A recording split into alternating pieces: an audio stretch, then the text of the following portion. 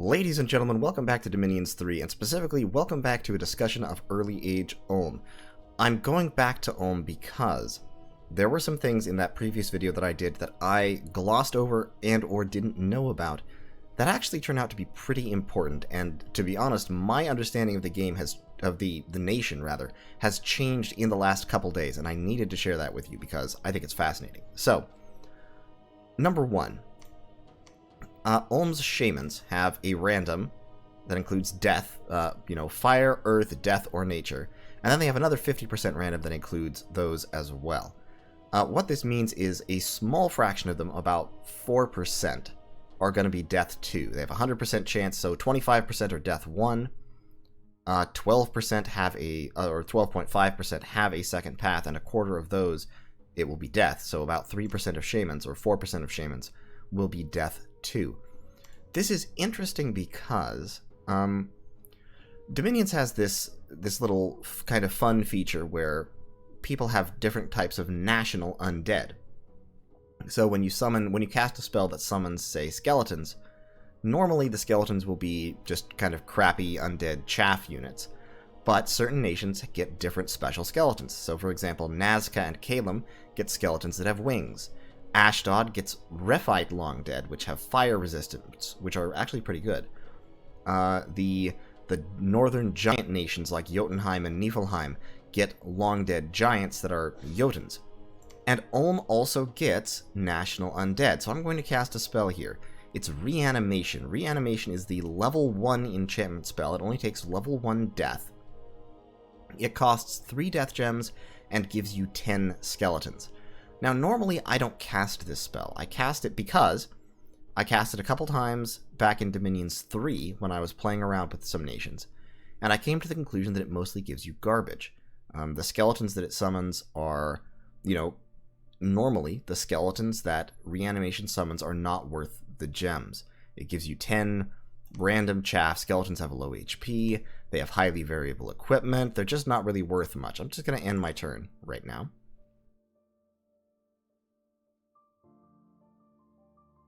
But, so, yeah, I was not aware that this was a thing. I knew that, and you'll see what I'm talking about in just a moment. There have been several battles, apparently, that I don't care about. So, there was a battle over here, interestingly. What attacked me over there? Oh, wolves. Okay. So, I cast Reanimation, and I summoned skeletons. And like I said, normally when you do this, you get a bunch of garbage skeletons with highly variable equipment. But not when you're Ulm.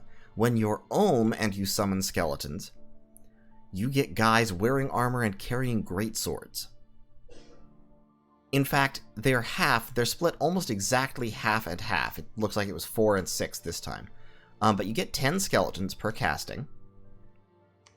And when you're Ulm, half of them are wearing rusty scale mail hauberks and carrying great swords, which means they're swinging at attack 12, which is well above average, for 21 damage, which is way above average. And half of them are dressed in full plate armor. They have protection 16. This is one of the toughest... I mean, this is like a legitimate, hard-hitting elite infantry unit that you get to summon as Ulm with any shaman that has randomed 1 point of death can just spit out 10 of these guys per turn. And they are tough. They are not pushovers. I mean, these guys are no joke. Like, even the ones that are worse, yes, they have low hit points. These ones have low protection, so they're fragile. But they hit like trucks. 12 attack, 21 damage. For comparison, Ulm's elite sacred units have 14 attack, 25 damage. So they are barely hitting for more than these random skeletons. Ulm's standard recruit troops hit for slightly less damage and with 3 points less attack, as well as having lower defense. They have higher hit points, but Axe Warriors are, to be honest, Axe Warriors are objectively inferior to Long Dead of Ulm. They're just not as good. Especially because Long Dead of Ulm are pierce resistant, they're poor amphibians, they're cold resistant, poison resistant, they're inanimate and mindless, so they can't be targeted by a whole lot of spells. I mean, obviously they have weaknesses. They never heal. but with 5 hit points, if they take damage, they're likely to die anyway. They're extremely vulnerable to things like fire elementals. There are well-established counters to skeletons that make depending entirely on skeletons a bad idea, but they never break, and they, like I said, they hit like trucks. And this is completely consistent. I was stunned when somebody who's been playing Algulod, who was a beta tester for Dominions, mentioned this in passing, that, oh yeah, Ulm gets National Long Dead, and some of their Long Dead come holding greatswords. So I was curious, and I was like, hey, Greatsword Long Dead, that sounds like a really cool unit. Let me test it out. I went into battle and started casting Horde of Skeletons, which is the Enchantment 5 spell that spams skeletons on the battlefield. When you cast Horde of Skeletons, mostly they're normal skeletons, and every now and then you will get one of these guys, the lower protection, greatsword-wielding Long Dead of Ulm. So I saw one of them, and I was like, oh, hey, that's a pretty tough skeleton. That looks pretty cool. So I went to start casting Reanimation, which I literally have not cast in years, because for most nations, it's a terrible, terrible spell. And holy crap, this is... like, these guys are worth it. These guys are legitimately worthwhile troops. You could expand with these troops. You could do serious damage with them, because like I said, they have the stats, with the sole exception of hit points, they have the stats of elite infantry. And they have higher protection. They actually have higher protection, the ones that spawn, half of them that spawn with full plate armor, plate hauberks and caps. They have higher protection than anyone else in your roster. You don't have a 16 protection unit. The highest Ulm gets is 13. Those guys are wearing armor that hasn't even been invented yet, actually. So I saw this and I was like, wow, that's pretty impressive. And that opens up kind of a new strategy for Ulm, because I have been thinking of, the reason I focused a lot on Warrior Smiths was that I tend to think of early age Ulm kind of through the lens of middle age Ulm. And middle age Ulm is very much an earth nation with sidelines in fire, mostly. Those are like their paths, basically. Middle age Ulm does earth buffs, they do magma, they do their national earth spells, Earth and Holy Cross Path, the Iron Blizzard, which are extremely powerful.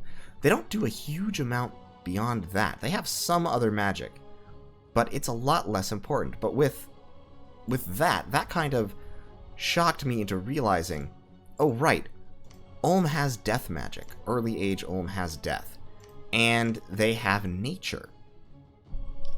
And in fact, it's possible, fairly unlikely, but possible, for them to get nature and death on the same guy. So I was thinking about that, and I was thinking, well, okay, so what are the nature-death cross-path spells? Well, there are some.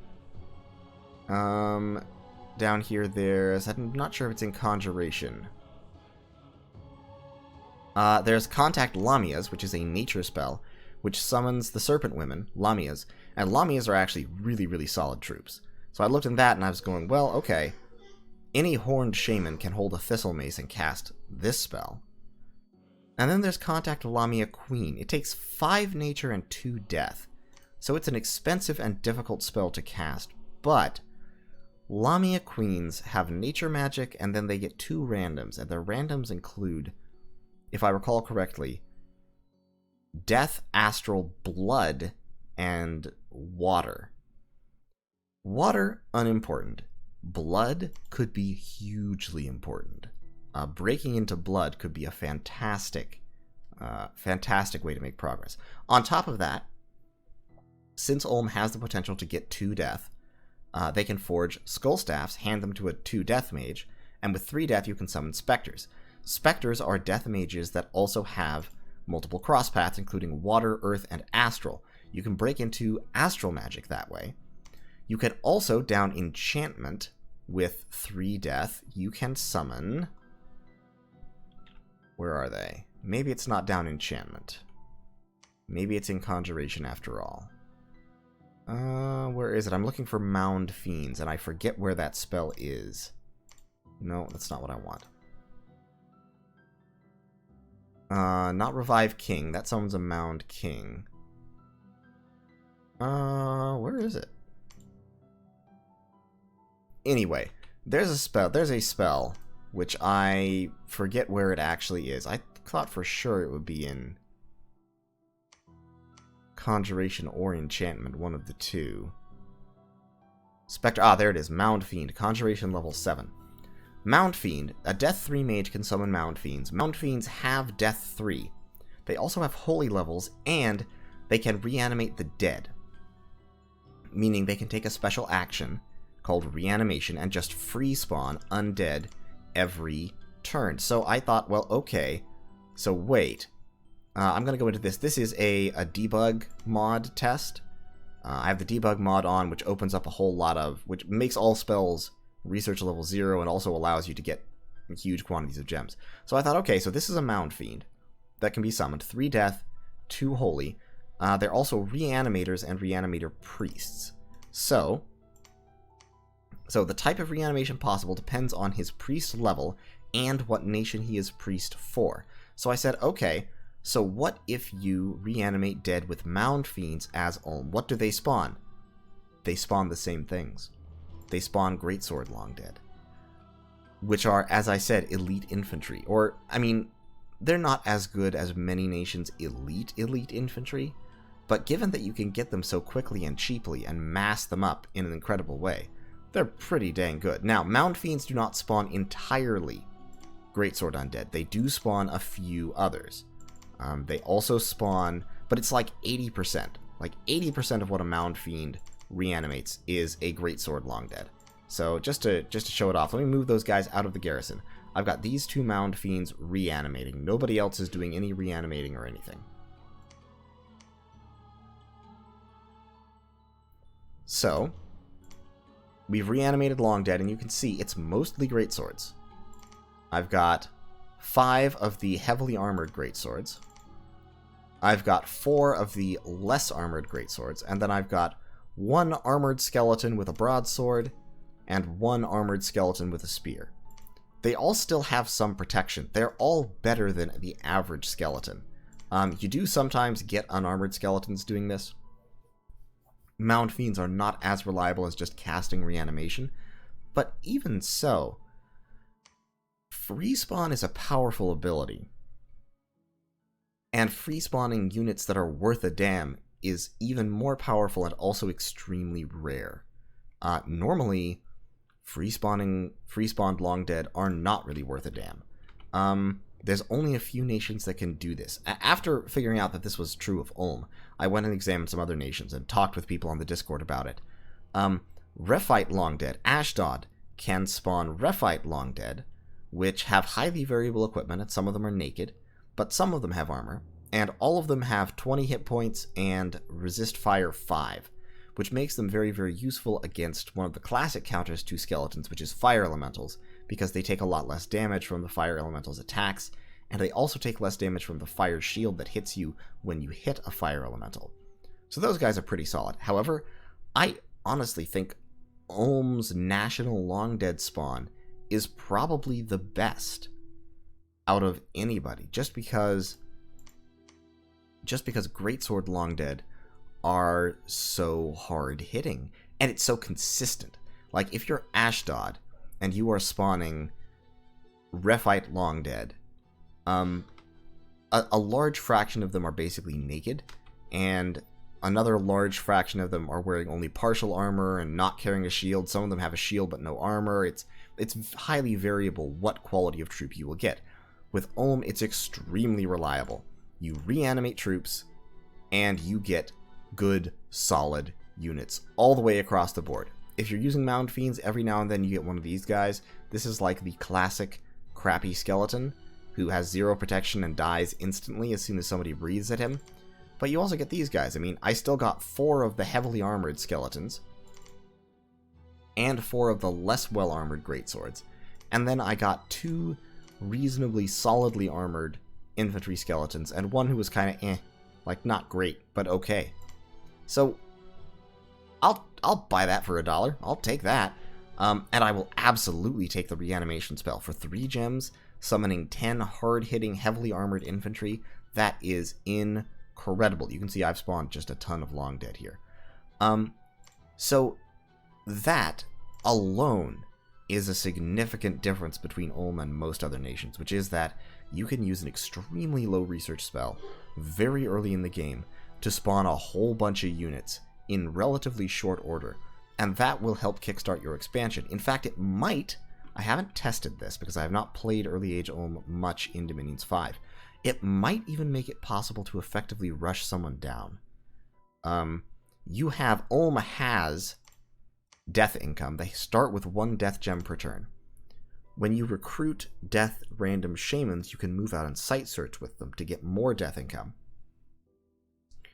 And I feel like you could mass up a lot of greatsword wielding Long Dead fairly quickly. Like probably by turn 12 or 13, you could have a hefty, beefy chunk of greatsword wielding Long Dead. And that's basically another army. Because, I mean, like I said, they're outright stronger than a lot of your national troops. Like Axe Warriors, they have multiple attacks, which is nice. They have throwing axes. These guys have higher attack and decent defense skill, but stat-wise, those Long Dead are objectively superior to these people. Just straight up. The only thing they don't have is stealth. They don't have snow move and cold resistance. They have cold resistance. They don't have snow move, I don't think. Actually, do they? Do Ulmish Long Dead have snow move? No, they don't have snow move. But stat-wise, they're just better. I am actually taken aback by this. So given that you want death as Ulm, because I think you do, that kind of put my mind in a different space, and I started thinking, okay, so if Ulm wants death, and Ulm has nature, and Ulm potentially has nature-death cross paths, what might you want to do with that? And I was thinking, well, if you have skeletons like that you can use for early expansion, it's possible you don't need an expander god so much. And on top of that, Ulm actually has a humanoid expander option, which is the Svartalf Master Smith. The Svartalf Master Smith is an expensive rainbow chassis, but he's expensive because he shape changes into this. He shape changes into a Lenormor. And Lenormors are perfectly viable expanders. I mean, even without a blessing, Lenormors can do work. So as Ulm, if you were to take a Svartalf Master Smith, he has a Master Smith bonus, which boosts his level for the purpose of crafting magical items. So he only needs Death 3 to allow him to craft both Death boosters, which can kick him up to Death 5. And if he's Death 5, he can summon immortal Death summons like Liches and Wraith Lords. If you give him Earth 4, he can take a Reinvigoration Bless. If you kick him up to Earth 5, he can take Fire and Shock Resistance. I would probably just stick with Earth 4. And then Nature 4. And at Nature 4, he can forge... I've temporarily lost my mind. He can forge Thistle Maces, and carrying a Thistle Mace, he can forge Tree Lord's Staffs, which are the 2 main nature boosters. With those, he can summon Lamia Queens, because Lamia Queens take 2 death at 5 nature, so all he has to do is make himself a Thistle Mace and hold it, and he can summon Lamia Queens. So let's jump back into spells real quick. I still have debug on, which is why everything shows as level 0, but Lamia Queens, I think they're actually level 6. So you can go down Conjuration. Going down Conjuration will get you Mound Fiends at level 7. It'll get you Lamia Queens at level 6 or 7. I don't remember which. It'll get you regular old Lamias, too. Which are cheap for what they do, which is they regenerate at 50%, and if they ever die, they turn into snakes, which also regenerate at 50%. So they're extremely solid. You can potentially use Lamia Queens to break into blood, but if you start with this, you don't need it, because you have Death as your endgame. Now, none of your other mages except him can summon the Immortals, except the Immortals can summon themselves. If you summon a Lich or a Wraithlord, and then you give that mage the Skull Staff and the Skull Face that this guy is wearing, he's then Death 5, he can then summon other Death 3 summons. With this, you can take Cold 3, of course. You can take Misfortune 3. That gives you points to have reasonable scales. You can take Growth, you can take a couple points of Production, and then you can take a point of Magic. And you can kick Dominion up. Well, Dominion 3, maybe drop the Magic. Take Dominion 4. Maybe even drop the Production, because to be honest, your troops are usually going to be rec point limited before they're resource limited in a lot of cases. I don't know. I think I'd stick with 2 Production for Ulm. You can take a Reinvigoration Bless. That will really help your Sacred Mages. And then you can take... You don't really need Poison Resistance. You can take Resilient, I guess. Just Resilient times 4. Give your Sacred Mages more health, which is always good. This isn't really important. The Reinvigoration is nice, but the Resilience is irrelevant. You don't have any Sacred units anyway. So this guy can expand reasonably well. You have to be a little bit careful because he only has 18 protection, but he has multiple attacks, he has fear, and he has this poison cloud that surrounds him that will do damage, plus the dragon gas, so he can breathe poison. So he's a reasonable expander. If you want to, you could lose a scale to give him... -1. Are you serious? If you give him 5 Earth, then his protection is automatically boosted by his Earth magic, which would make him a better expander. And then Mountain Survival doesn't matter, all your units do have it already. And maybe it'd help Mound Fiends or something. But in any case... Oh, actually, I would give them Unbreakable. Yeah, I would go probably... Well, yeah, I'd probably go Unbreakable and then Mountain Survival, because why not? With this setup, actually lose a point of growth, maybe? Nah, it's an income scale. Okay, so with this setup, this guy can expand early on. Later in the game, he can retire to your capital or to any fort and start foraging and summoning.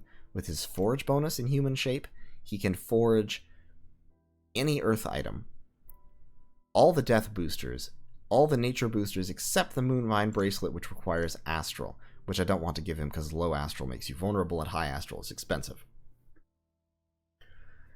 With those, he can forge himself Earth Boots so he can cast Earthblood Deepwell. He can boost himself up. He can't quite boost himself up high enough to cast Well of Misery, which is a bummer. But, oh well. Really, it's not all that important. If you wanted to, you could swap a point here. You could swap a point in nature for a point of death.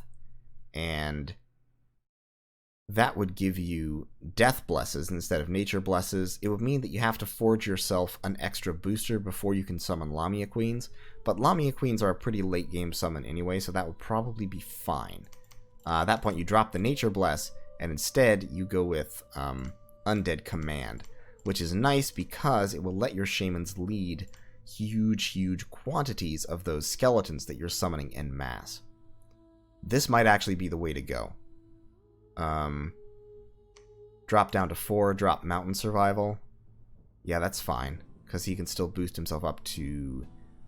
He has a harder time getting to Earth 6, which is what you need for Earthblood Deepwell. But if necessary, you can empower. Then take those points and put them into another scale.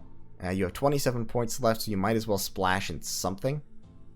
Just to use up, because it only costs him 20 points to take another path. So, what the heck, take a point of blood. Why not? You're hoping to get into blood through Lamias anyway. Having a point of blood on your pretender will be useful later on. If he does get any afflictions, he can blood feast with 1 empowerment.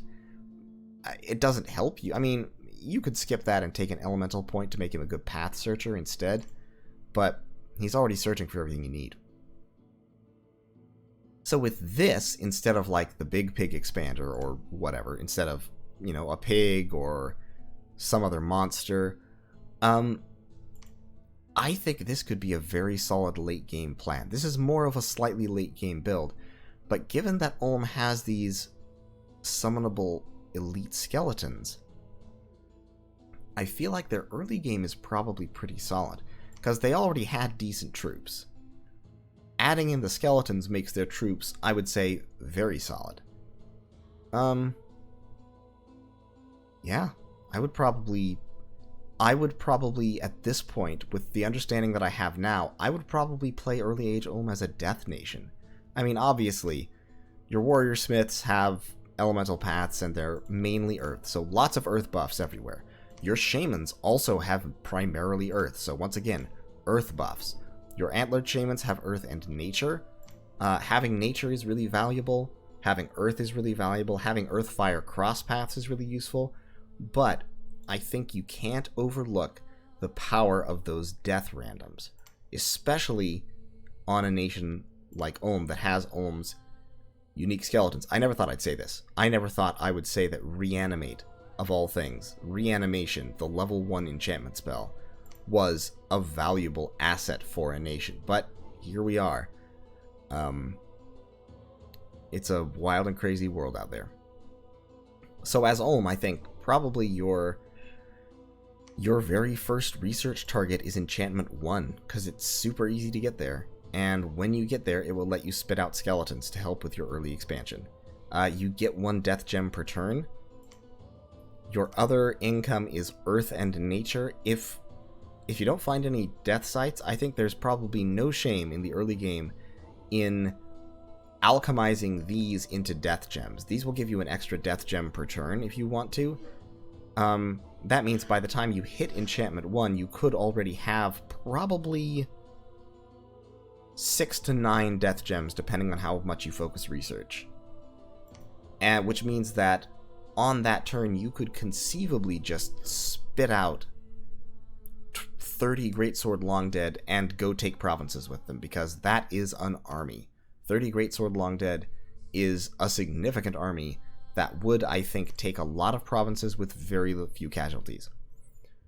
And then later in the game, you go into death. With this guy, you start summoning the immortal death summons. That's kind of your first late game plan. Ideally, you also get out a couple of Lamia Queens with blood randoms, start blood hunting with them, and possibly make yourself a minor blood nation as well. You will never be a big blood nation. Death will always be your primary late game path, but having a little bit of blood never hurt anybody. So I just wanted to kind of clarify and expand what I had said about early age Ulm. Don't make the mistake I did. Don't think of early age Ulm through the lens of middle age Ulm, because middle age Ulm is actually, it turns out, a more different nation than I had thought.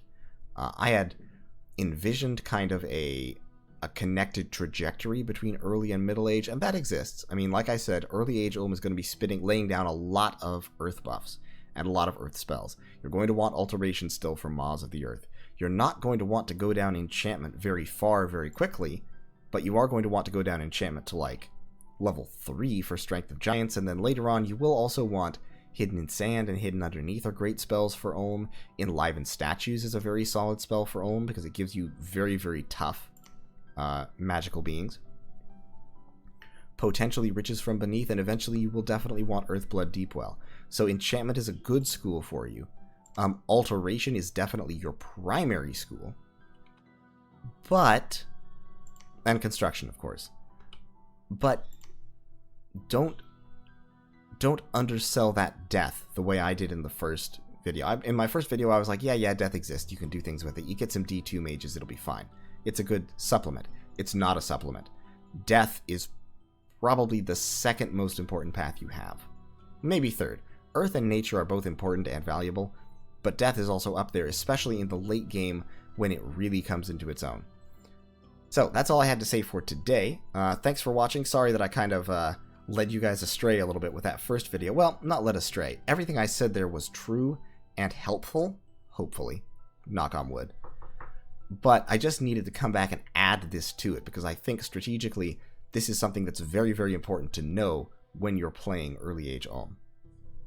So anyway, thank you all so much for watching. We will resume game broadcasts tomorrow. If you like what I do here on the channel, consider checking out the Patreon and or subscribing to the channel. And I will see you in the next video.